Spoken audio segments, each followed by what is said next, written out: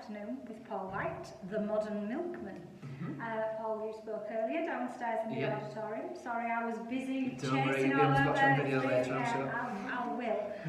So tell us a little bit about the modern milkman and what. Try saying that. Microbiz Matters Day and the modern milkman. The modern milkman was set up, just over 12 months ago, but we really started pushing on in May of 2018. It's a doorstep delivery service, just like the old-fashioned milkman, and that's how we started it, as a proper micro-biz. 4 of us bought the local milk round, started delivering the milk, 100 customers, and then thought we can open this to a new market of people who want to buy plastic-free. And it was inspired by David Attenborough. That's the reason we bought the milk round, to see if there was the audience there to do it. And so we bought 1 milk truck and 100 customers and set off, and from there it's grown in 12 months from a micro biz to something much, much bigger.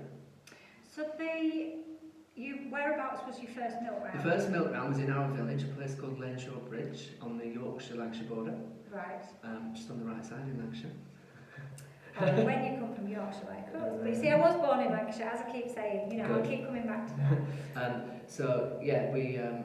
We bought the village milk round basically, and it was 100 customers, but it was a very traditional customer base of older people who weren't online, and we realised that milk rounds just didn't market themselves, so the customers were depleting. Yeah. Because there weren't new customers coming on, but people were still dying. Yes. And they were going to end up with none.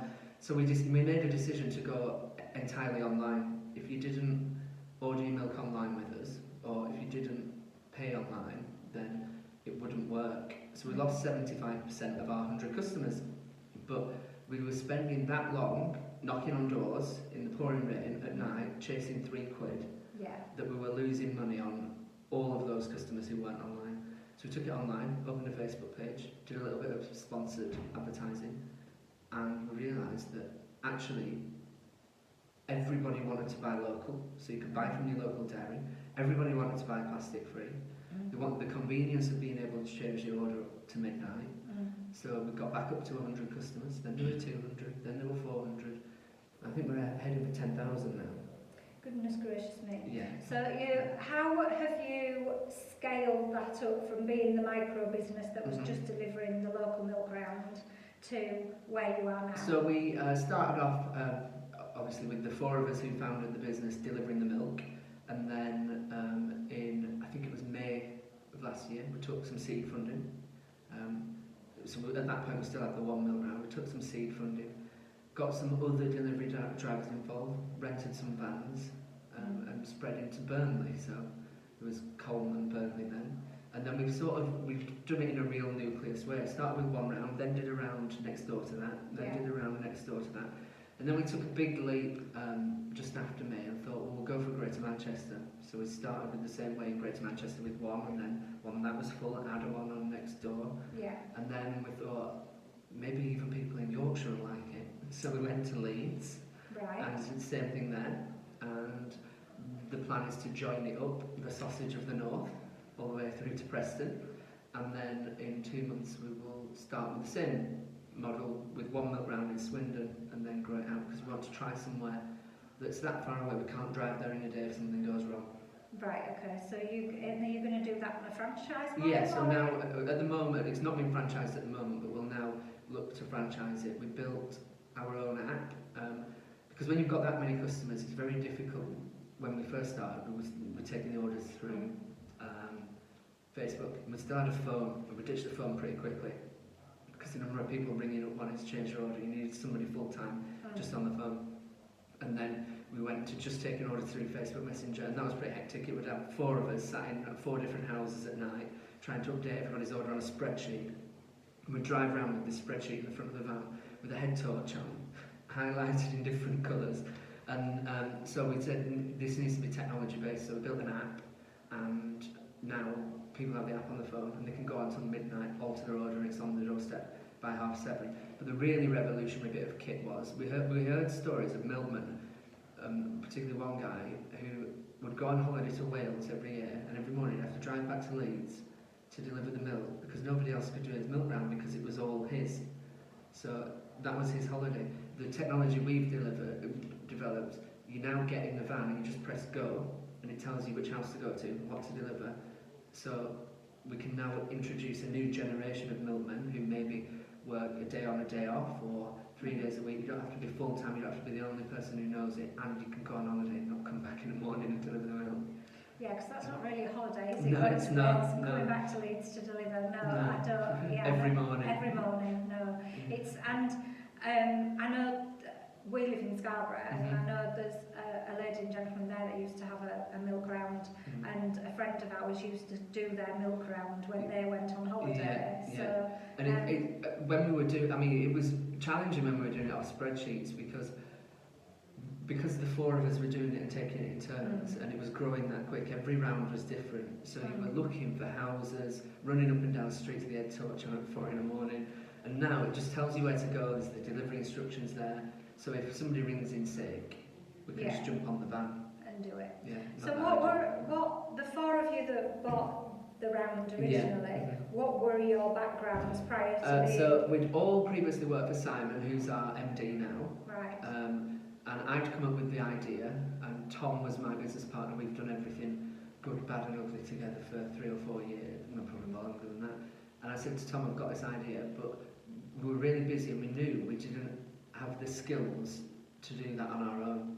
Right. So we went to Simon and said, look, you've got the operational expertise. So what was that business, what was that background? So mine and Tom's background is marketing. Right. Simon's is pretty much ops, and Becky's is pretty much customer service. Okay. So between us, that makes a really good team.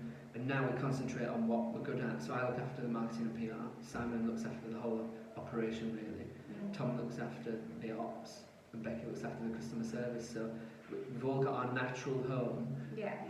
And I think when you're a micro biz and you start, you do all the jobs, don't you? Yeah. But Jack of all trades, master of most as well. Yeah, absolutely. And when you start, we were in a talk earlier where somebody said we're moving more towards business operating, like how a movie operates, where you bring them in for a project. So I want to do this, so I'll hire this person for a short period of time to do this, almost like producing a movie. And I guess that's what we've done. We've brought in an app designer, and it's having that fluidity of the business to be able to just, if there's something you can't do, it might take you 3 months to do it. And if you can afford to get somebody who it might take a week to do it, then you're going to be 3 months ahead of yourself, aren't you? Yeah, and it is a lot better. So were you all milk people before? No, Did not you at have all. milk knowledge? So not really. My degree's in agriculture. All right, okay.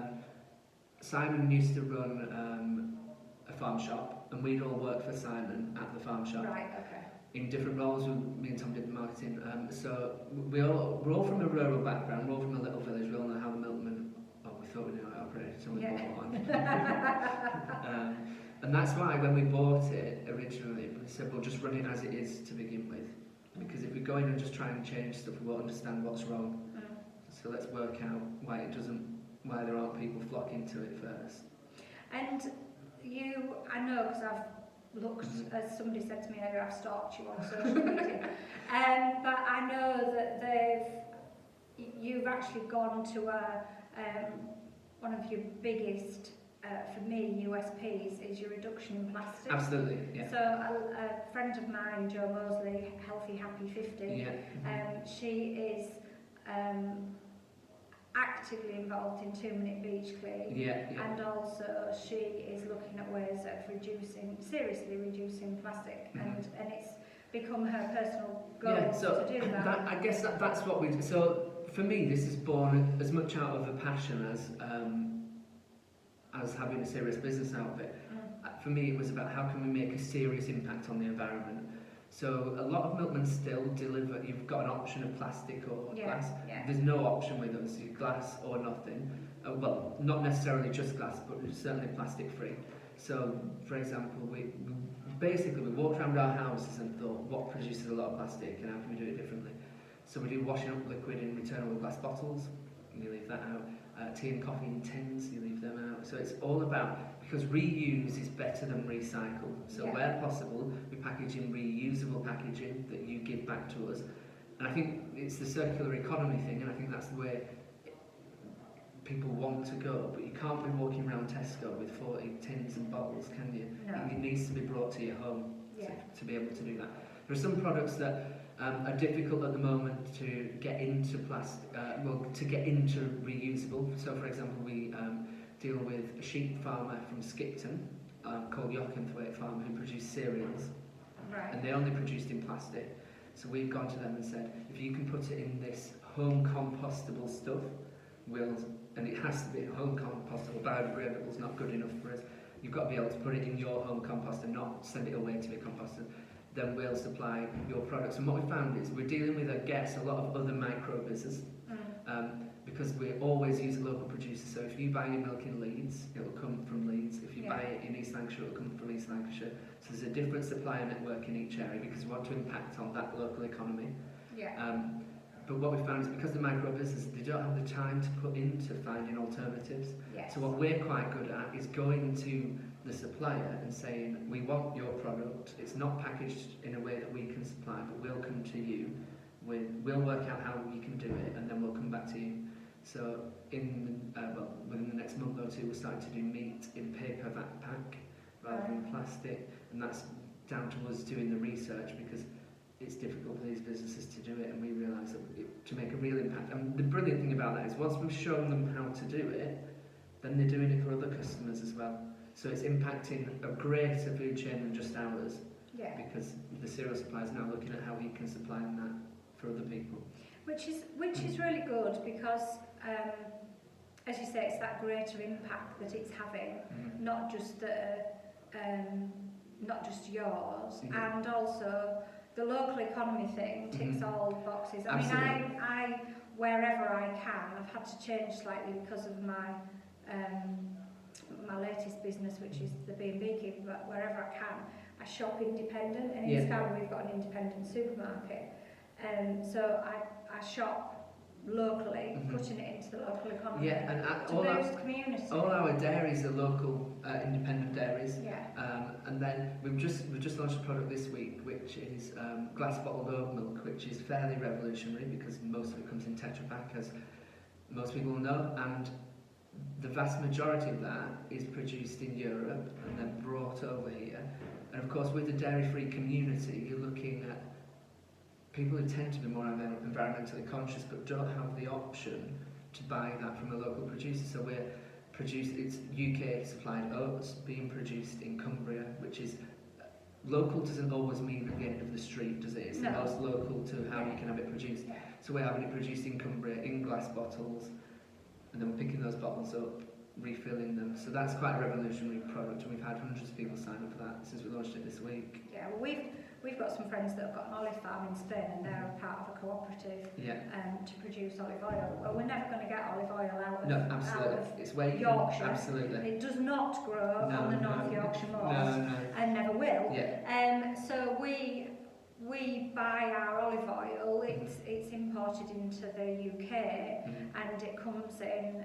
They're very much like it comes in the tins, or it comes in glass bottles. But we know where that's produced. Absolutely. We know the cooperative that, well, we've been and picked the olives. So, but again, it's back to, so we're never going to get it locally. But there's certain things, and I know we could get an alternative. I get that, but the alternatives don't work. It's driven by consumer demand, isn't it? It's absolutely driven by consumer demand. And for me, backing local producers is such. That's what my whole background is, really. Wanting to improve the farming economy.